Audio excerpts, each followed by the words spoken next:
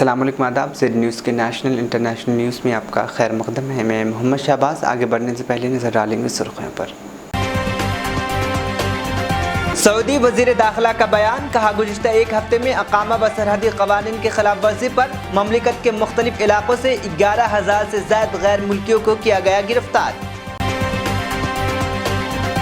अक़वाम मुत्तहिदा के इदारे बराए सेहत ने कोरोना वायरस के वबा का जायजा लेने के बाद किया ऐलान, कहा दुनिया को अपने लपेट में लेने वाली बीमारी अब आलमी इमरजेंसी नहीं रही।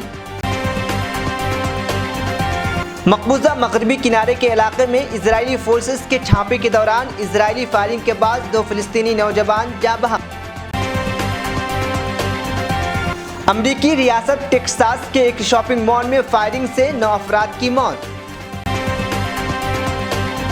दिल्ली के दियारपुर चांद बाग में एक लैपटॉप सेल फैक्ट्री में लगी आग, एक खातून जिंदा जल गई। सोनिया गांधी ने बीजेपी पर लगाया संगीन इल्जाम, कहा बीजेपी लूटमार और डकैती कर कर्नाटक में बनाई हुकूमत। खबरें तफसील से। अक़वाम मुत्तहिदा की एटमी तवानाई एजेंसी ने खबरदार किया है कि रूस के कब्ज़े न्यूक्लियर पावर प्लांट ज़ेपोरिज़िया के गिर्द सूरत हाल इंतहाई गैर मुतवक्किल और ख़तरनाक हो गई है। गैर मुल्की खबर रसाई इदारे के मुताबिक एटमी तवानाई एजेंसी IAEA के डायरेक्टर जनरल राफेल ग्रोसी ने कहा है कि रूस नवाज गवर्नर ने करीबी शहर खाली करने का हुक्म दिया है। इसी तनाज़र में एजेंसी ने भी इंतबाह जारी किया है। उन्होंने इदारे की वेबसाइट पर जारी पैगाम में कहा कि ज़ेपोरिज़िया न्यूक्लियर पावर प्लांट के अतराफ़ में सूरत हाल गैर मुतवक्किल और ख़तरनाक होती जा रही है, पर कब्ज़े का भी हुक्म दिया गया था।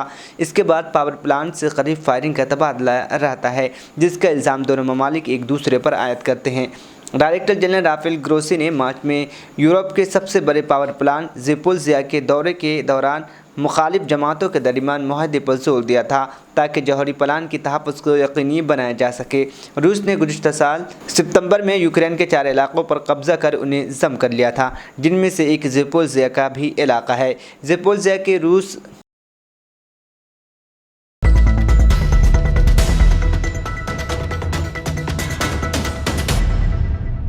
सऊदी वज़ारत दाखिला का कहना है कि गुज़िश्ता एक हफ्ते में अकामा व सरहदी क़वानीन की खिलाफ वर्जी पर ममलिकत के मुख्तलिफ इलाकों से 11,000 से ज़ायद गैर मुल्कियों को गिरफ़्तार किया गया है। सऊदी अरब के न्यूज़ के मुताबिक वज़ारत दाखिला की जानिब से जारी होने वाले बयान में मज़ीद कहा गया कि ममलिकत के मुख्तलिफ रेंज में जारी मुहिम के दौरान 27 अप्रैल से 3 मई 2023 तक 11,077 गैर मुल्कियों को तफ्तीशी टीमों ने हिरासत में ले लिया। गिरफ़्तार होने वालों में 5,845 अकामा क़वानीन के खिलाफ वर्जी के मुरतब पाए गए, जबकि 4,025 को सरहदी ज़वाबित के खिलाफ वर्जी पर गिरफ़्तार किया गया और 1,207 गैर मुल्कियों को कानून मेहनत की खिलाफ वर्जी पर हिरासत में ले लिया गया। वज़ारत दाखिला की जानिब से जारी बयान में मज़ीद कहा गया कि तफ्तीशी टीमों ने गैर कानूनी अफराद को पनाह, रोज़गार और क़याम की सहूलतें फ़राहम करने पर 19 अफराद को हिरासत में लिया, जिनके खिलाफ मुक़दमा कायम कर उन्हें मुतल्लिक़ा इदारे के हवाले कर दिया गया।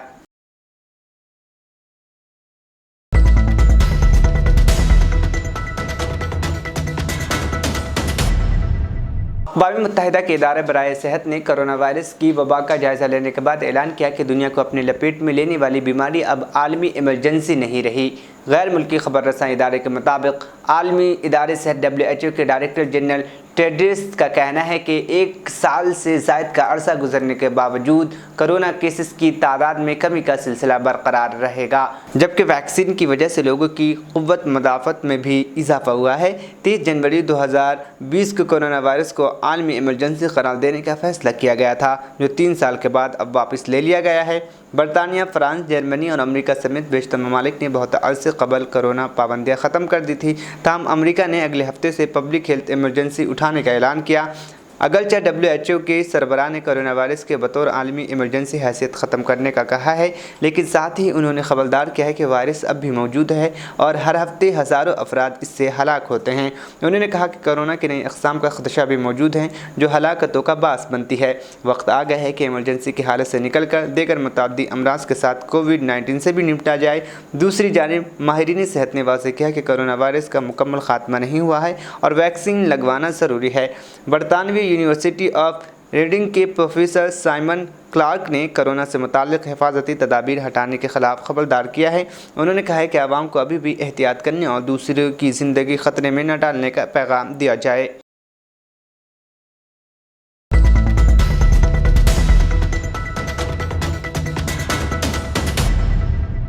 मकबूजा मगरबी किनारे के इलाके में इजरायली फोर्स के छापे के दौरान इजरायली फायरिंग के बाद 2 फ़लस्तीनी नौजवान हलाक हो गए।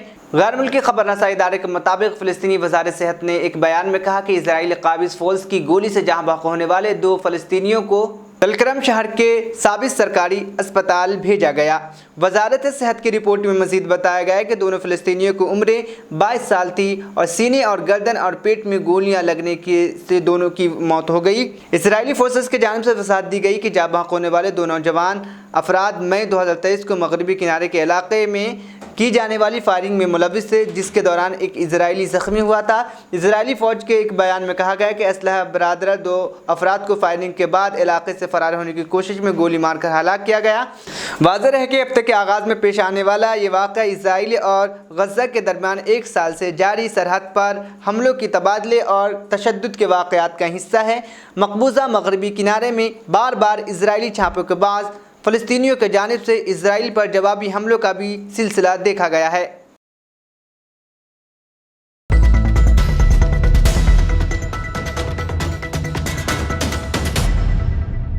अमरीकी रियासत टेक्सास के एक शॉपिंग मॉल में फायरिंग ने 9 अफराद की जान ले ली है।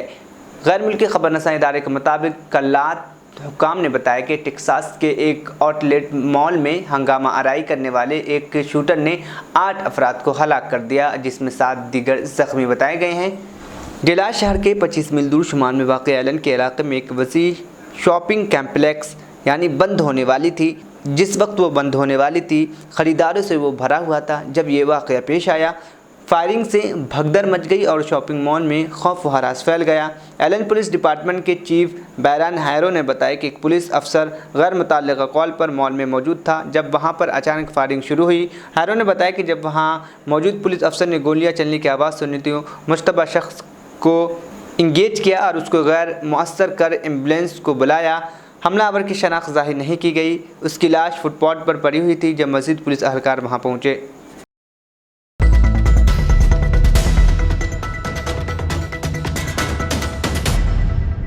दिल्ली के दयारपुर चांद बाग में एक लैपटॉप सेल फैक्ट्री में आग लगने से एक खातून जिंदा जल गई। फायर ब्रिगेड ने तकरीबन 3 घंटे की कोशिश के बाद आग पर काबू पा लिया। फिलहाल पुलिस ने मुकदमा दर्ज कर लिया है और वाक़े की तहक़ीक़ात कर रही है। आग लगने की वजह अभी मालूम नहीं हो सकी है। शुमाल मशरक़ी दिल्ली पुलिस के मुताबिक 6 मई के सहपहर तकरीबन 3:15 पर दयारपुर थाने इलाके में एक कॉल मौसूल हुई कि चांदबाग में वाक़े E9 इमारत के तहखाने में आग लगी है। चांदबाग जो कि एक लैपटॉप सेल फैक्ट्री थी, आग पर काबू पाने में फायर इंजनों को तकरीबन 3 घंटे लगे। रेस्क्यू टीम ने मौके से खातून की जली हुई लाश निकाली। बाद में उस खातून की शनाख्त माया बीबी के तौर पर हुई। खातून की जली हुई लाश तहखाने के बाथरूम से मिली। बाद में पुलिस ने लाश को कब्जे में लेकर GTB अस्पताल शिफ्ट कर दिया। बताया जा रहा है कि खातून मालिया लैपटॉप सेल फैक्ट्री में मजदूरी करती थी। क्राइम टीम ने जाए वक़ुआ का मुआयना किया। पुलिस ने 304 AIPC के तहत मुकदमा दर्ज कर लिया है और मज़ीद तफ्तीश कर रही है। आग लगने की वजूहात का पता नहीं चल पाया है।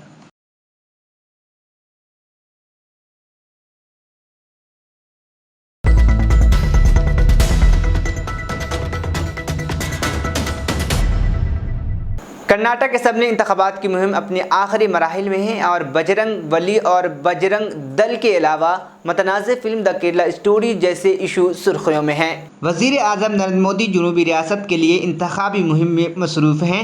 ऐसे में AIMIM के सरबराह असदुद्दीन ओवैसी ने कई मसाइल पर वज़ीर आज़म नरेंद्र मोदी को तनकीद का निशाना बनाया है। ओवैसी ने कहा कि एक तरफ अक्सरियत पसंद जम्मू कश्मीर में फ़ौजियों को मार रहे हैं, मणिपुर तशद्दुद के आग में जल रहा है और हमारे मुल्क के वज़ीर आज़म कर्नाटक इंतखाबात की मुहिम में मसरूफ़ हैं। AIMIM के सरबराह ने वज़ीर आज़म नरेंद्र मोदी पर तनकीद करते हुए कहा, एक इलेक्शन जीतने के लिए वज़ीर आज़म मोदी को झूठ और प्रोपेगेंडा पर मबनी फिल्म द केरला स्टोरी का सहारा लेना पड़ रहा है।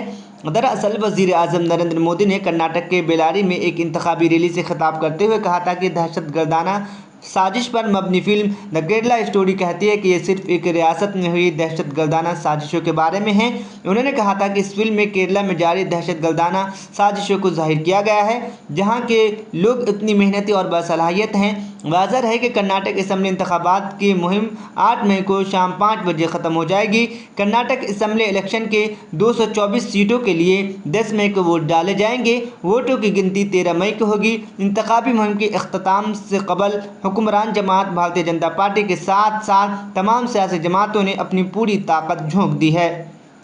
भारत के प्राइम मिनिस्टर हैं, 133 करोड़ जनता का प्राइम मिनिस्टर, मगर क्या बोल रहे, पिक्चर के प्रोमोटर बन गए प्राइम मिनिस्टर, एक पिक्चर के डिस्ट्रीब्यूटर बन गए, एक पिक्चर के डायरेक्टर प्रोड्यूसर बन गए मोदी जी।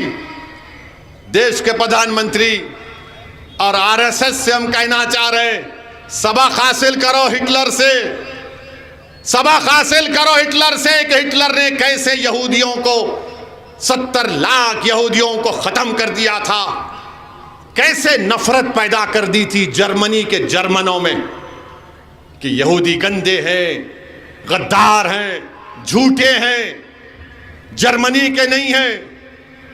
ये राह पर कहीं वो मुल्क, हमारा मुल्क ना चला जाए। और पिक्चर देखकर लोग बोल रहे हैं अच्छा आईसिस, अरे आईसिस ने जो वीडियो बनाया था, उस आईसिस के वीडियो में मेरी फोटो थी। पूछो गवर्नमेंट ऑफ इंडिया से, उन्होंने वीडियो को निकाला। उस फोटो में आईसिस ने कहा कि असदुद्दीन ओवैसी को खत्म कर देना चाहिए। ये अजीब मामला है। आईसिस मेरे को खत्म करना चाहती और भारत में नाथूराम गोडसे की नाजायज औलाद मेरे पे गोली चलाती। मैं दोनों के दरमियान में फंस गया। यानी मेरा हाल ऐसा हो गया कि फंस गई रजिया गुंडों में, इधर इन्हों भी मारते उधर उन्हों भी गोली चलाते। खैर, जो दुनिया में आता है, मेरे को हमारी अम्मा सिखाई। हमारी अम्मा बोली कि देखो, जब तुम दुनिया में आए तो एक बड़े अल्लाह के वली ने तुम्हारे कान में अज़ान दे दी। अब तुम्हारी अज़ान हो गई, अब सिर्फ तुम्हारा जनाजा निकलना बाकी है। तो मैं तैयार हूं, मैं डरने वालों से नहीं हूं, मैं सिर्फ अल्लाह से डरता हूं और अल्लाह से डरता रहूंगा। मगर आपको सच्चाई बयान कर रहा हूं कि एक पिक्चर का प्रमोशन भारत के प्राइम मिनिस्टर कर रहे हैं, और हो सकता है कि प्राइम मिनिस्टर अपने घर में बैठकर देखेंगे ऐसा। ओह वेरी गुड, बुर्खा पहनकर, ओ बुर्खा पहने, ओह क्या प्राइम मिनिस्टर साहब, इस देश की आज़ादी में क्या हमने हिस्सा नहीं लिया था? इस देश की आज़ादी में बी अम्मा कौन थी? वो बी अम्मा जिसने महिलाओं को अंग्रेजों के खिलाफ खड़ा किया था। प्राइम मिनिस्टर हजरत महल कौन थी जिसने अंग्रेजों से मुकाबला किया और नेपाल में जाकर उसको बसना पड़ा? बहादुर शाह जफर कौन थे जिनके बेटों की सरों, कटे हुए सरों को उनके सामने लाकर दे दिया गया? आज आप हमसे कह रहे हैं कि पिक्चर ऐसा है। भारत के प्रधानमंत्री का ये बात, और फिर बजरंग बली के नाम पे वोट दे के बटन दबाओ। प्राइम मिनिस्टर ऑफ इंडिया, आपने अंबेडकर के बनाए हुए संविधान पर ओथ लिया है। आपको यह कहना चाहिए था कि संविधान के नाम पे वोट दो, संविधान को मजबूत करने के लिए वोट दो, अपने अच्छे नेताओं को बनाओ। मगर प्राइम मिनिस्टर अपने आप को हमेशा एक मखसूस आइडियोलॉजी से अपने आप को करीब दिखाते हैं। दिल्ली में गड़बड़ हुई तो बोले कपड़े देखकर पहचान लो, उत्तर प्रदेश में गए तो बोले कब्रस्तान शमशान की बात प्रधानमंत्री ने की। ये प्रधानमंत्री का मामला है। यानी अगर आप कांग्रेस को अहिंदा की पॉलिटिक्स पे वोट दिए तो सिद्धरामैया बन सकते। अब नहीं मालूम डीके खामोश बैठते नहीं बैठते, मगर अहिंदा के नाम पर उनको फायदा और हमको कुछ नहीं मिलता। यहां पर नेशनलिज्म के नाम पर जो सच्चाई पर मुबन्नी नहीं है, आरएसएस को फायदा होता है। तो इसीलिए मैं आपसे अपील कर रहा हूं कि आप अपनी पार्टी के एक उम्मीदवार को एमएलए बनाइए। जब वो जाएगा कर्नाटका के असेंबली में तो आपके लिए लड़ेगा, हुबली ईस्ट के लिए लड़ेगा, गरीबों के लिए लड़ेगा।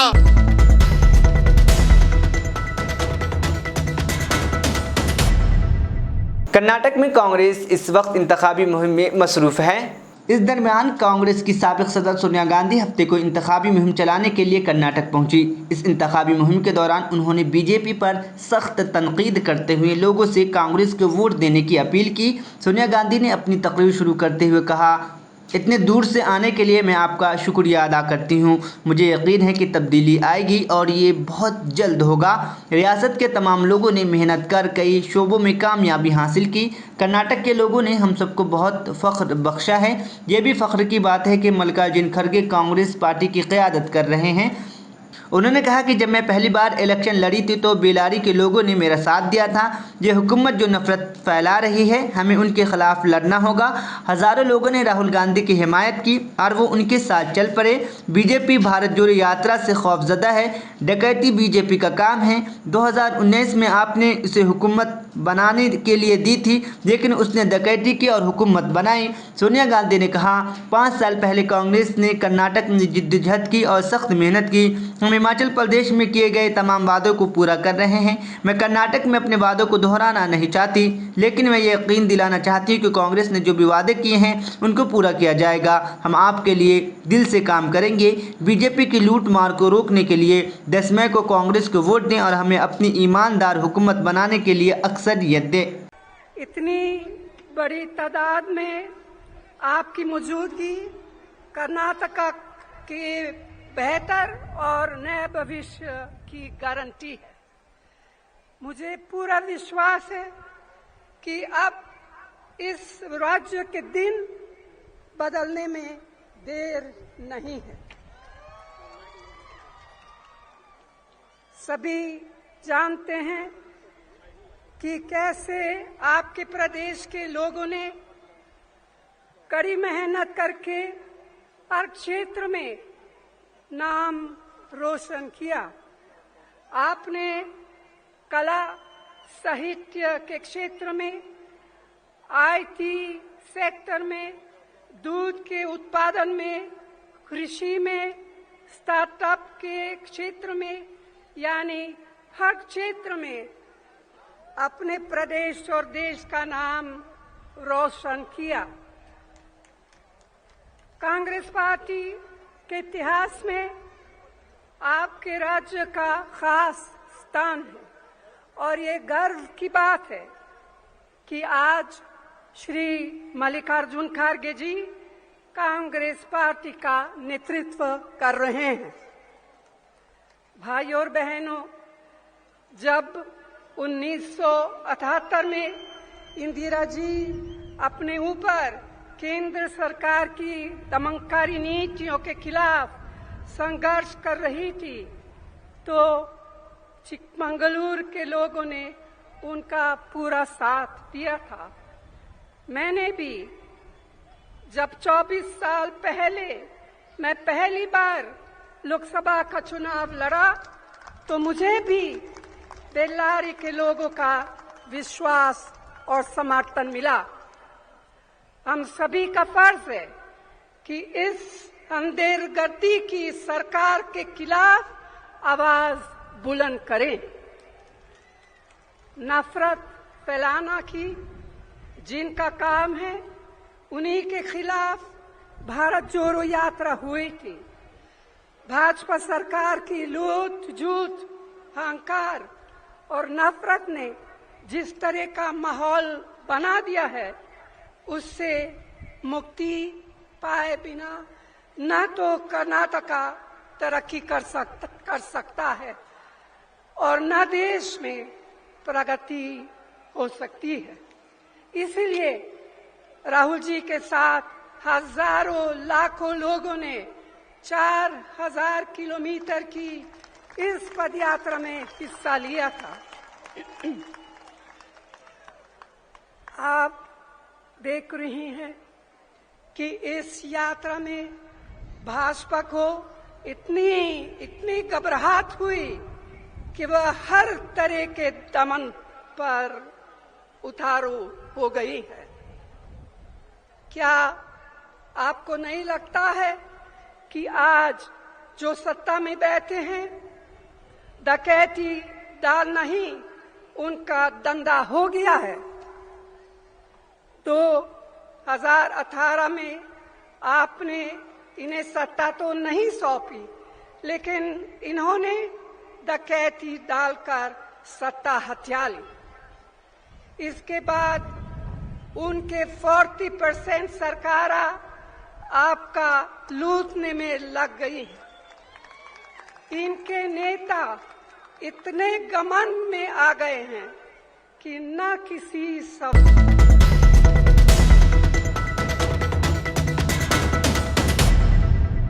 दिल्ली के जंतर मंतर पर धरने पर पहलवानों की हिमायत में आज महापंचायत होने जा रही है। इसको देखते हुए हरियाणा से लगी सरहद पर सिक्योरिटी बढ़ा दी गई है। बहादुरगढ़ में दिल्ली से मुल्हिका 5 सरहदों पर नाके लगाए गए हैं। किसी भी मुश्तबा गाड़ी को दिल्ली में दाखिल होने नहीं दिया जा रहा है। पुलिस को अंदेशा है कि इतवार को खाप नुमाइंदा व किसान बहादुरगढ़ के रास्ते दिल्ली में दाखिल होंगे। माहिम रोहतक 24वीं सरोग खप पंचायत की कॉल पर हफ्ते को हरियाणा के मुख्तलिफ खप पंचायतों की मीटिंग ब्रिज भूषण वाक़े के सिलसिले में माहिम में हुई, जिसकी सदारत माहिम 24 के सरबराह महर सिंह नंबरदार ने की। प्रधान के दफ्तर में मुनक्किदा मीटिंग में तकरीबन 65 खाप की नुमाइंदों और दीगर ने हिस्सा लिया। पंचायत में दिल्ली में हड़ताल पर खिलाड़ियों की हिमायत का फैसला लेते हुए इतवार को जंतर मंतर पहुंचने का फैसला किया गया था। साथ ही तहरीक का खाका तैयार करने के लिए 31 रुकनी कमेटी भी तश्कील दी गई। मीटिंग में मुकर्रिरीन ने कहा, हमारी बेटियों को बाल पकड़कर खींचा जा रहा है। वज़ीर आज़म ने इन बेटियों को अपने ख़ानदान की बेटियां बताया था, इसके बावजूद भी उनको इंसाफ नहीं दिया जा रहा है। खापों के नुमाइंदे जंतर मंतर पहुंचकर धरना कर रहे हैं, खिलाड़ियों की हक़ आवाज़ बुलंद कर रहे हैं। जिन बेटियों ने मुल्क का सर फ़ख्र से ऊँचा किया, उनकी बात को सुनना जाना चाहिए। माहिम 24 खाप पंचायत के चीफ सेक्रेटरी रामफल राठौर ने कहा, खातून पहलवानों की हिमायत में खापों के साथ किसान और समाजी तंजीमें मुत्तहिद हैं। एक फ़ैसला पंचायत ने अलग से लिया है, जिसका इंकिशाफ जंतर मंतर पहुंचकर किया जाएगा। हमारा लोग आ रहे हैं, उनको रोके ना प्लीज़, क्योंकि अगर आप कोऑपरेट करेंगे तो हमारे लोग भी कोऑपरेट करेंगे। ऐसा कोई भी नहीं है कि झगड़ा करेगा, और हम सभी से अपील करते हैं कि ऐसा कोई भी कदम ना उठाएं जिससे हमारे धरने पे कोई आँच आए या इस सच्चाई की लड़ाई में कुछ भी बाधा आए। तो शांतिपूर्वक तरीके से जितना हम चल सकते हैं, तो सभी लोगों से प्रार्थना रहेगी कि प्लीज़ मतलब इस चीज़ को समझिए। और बस, और धरने पे कोई भी ऐसी चीज़ होगी, कोई भी ऐसे सामाजिक लोग यहाँ पे आएंगे जो धरने को ख़राब करेंगे, तो उसके जिम्मा वो खुद होंगे, ना कि यहाँ पे खिलाड़ी होंगे। तो उसके साथ पुलिस भी जो उनको उचित कार्रवाई लगे वो कर सकती है, और जो मीडिया कर्मी है वो अपने सवाल पूछ सकते हैं जिनको भी जो पूछना है। मुझे सभी भारतवासियों से, सभी पूरे भारतवर्षवासियों से अपील है, कल शाम को 8 बजे सब कैंडल मार्च निकालें। 7 बजे शाम को कल सभी पूरे देशवासियों से अपील है, कैंडल मार्च निकाला जाए पूरे भारत में जी। 7 तारीख को 7 बजे। कोई क्वेश्चन है तो आप पूछ सकते हो।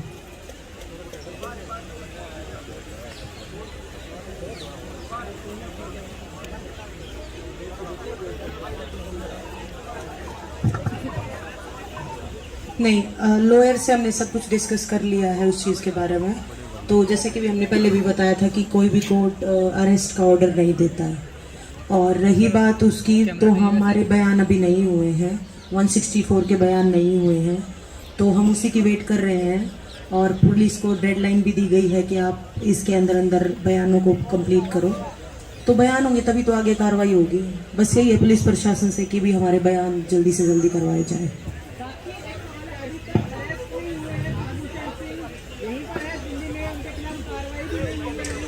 नहीं, उनकी तरफ से ना ही कोई हमारे पास कोई अप्रोच आई है।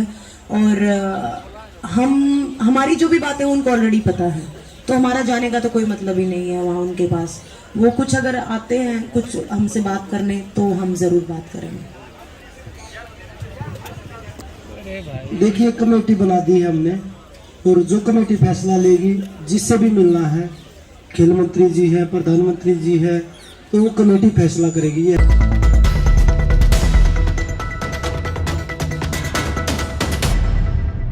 उत्तर प्रदेश के जिला जालौन के इलाके में माधवगढ़ में आज सुबह शादियों के बारातियों से भरी बस नामालूम गाड़ी से टकराकर सड़क के किनारे गड्ढे में गिर जाने से 5 अफराद हलाक और 17 दीगर शदीद जख्मी हो गए हैं। जख्मियों के इलाज के लिए अस्पताल दाखिल कराया गया है। पुलिस सुपरिटेंडेंट इराज राजा ने बताया, हफ्ते 6 मई को रायडर थाने इलाके के मंडेला गांव की एक शादी की बारात रामपुरा इलाके के दूतोली आई थी। उन्होंने बताया कि इतवार की सुबह तकरीबन 3 बजे एक बस शादी के कुछ बारातियों को लेकर वापस मंडेला जा रही थी। बस अभी माधोघर के गोपालपुर गांव के करीब ही पहुंची थी कि एक नामालूम गाड़ी ने उसे टक्कर दे दी, जिससे वो गहरे में गिर गई। उन्होंने बताया कि हादसे में बस में सवार तमाम मुसाफिर शदीद जख्मी हो गए हैं। राहगीरों की इत्तला पर माधोघर पुलिस मौके पर पहुंची और तमाम जख्मियों को रामपुर के कम्युनिटी हेल्थ सेंटर ले जाया गया, जहां डॉक्टरों ने कुलदीप 36 साल, रघुनंदन 46 साल, किरण सिंह 34 साल की शनाख्त की और विकास 32 साल को मुल्दा करार दे दिया। पुलिस सुपरिटेंडेंट ने बताया कि हादसे में जख्मी 17 अफराद को राय मेडिकल कॉलेज भेज दिया गया है। उन्होंने बताया कि लाशों को पोस्टमार्टम के लिए भी भेज दिया गया है।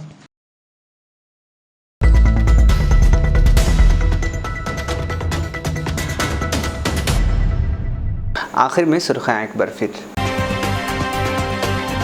सऊदी वजीर दाखिला का बयान, कहा गुज़िश्ता एक हफ्ते में अकामा व सरहदी कवानीन के खिलाफ वर्जी पर ममलिकत के मुख्तलिफ इलाकों से 11,000 से ज़ायद गैर मुल्कियों को किया गया गिरफ्तार। अक़वाम मुत्तहिदा के इदारे बराए सेहत ने कोरोना वायरस के वबा का जायजा लेने के बाद किया ऐलान, कहा दुनिया को अपने लपेट में लेने वाली बीमारी अब आलमी इमरजेंसी नहीं रही। मकबूजा मगरबी किनारे के इलाके में इजरायली फोर्सेस के छापे के दौरान इजरायली फायरिंग के बाद 2 फिलिस्तीनी नौजवान जाँ बहक। अमरीकी रियासत टेक्सास के एक शॉपिंग मॉल में फायरिंग से 9 अफराद की मौत। दिल्ली के दियारपुर चांद बाग में एक लैपटॉप सेल फैक्ट्री में लगी आग, एक खातून जिंदा जल गई। सोनिया गांधी ने बीजेपी पर लगाया संगीन इल्जाम, कहा बीजेपी लूटमार और डकैती कर कर्नाटक में बनाई हुकूमत। नेशनल इंटरनेशनल न्यूज़ यहीं पर इख्तिताम पसीद हुआ। मुझे दीजिए इजाज़त, फिर होगी कल मुलाकात। अल्लाह हाफिज़।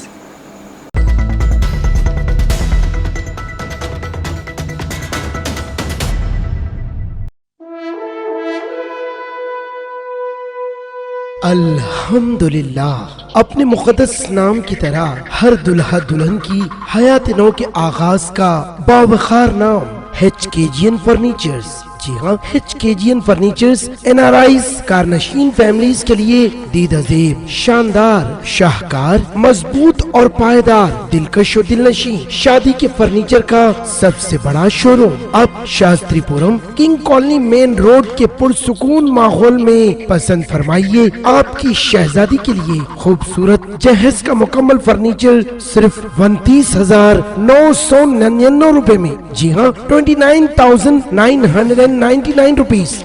जी हाँ, फख्र हिंदुस्तान सदर मोहतरम बैरिस्टर असदुद्दीन अवैसी साहब के मकान के बिल्कुल करीब आपका अपना HKGN फर्नीचर्स। 9618650827।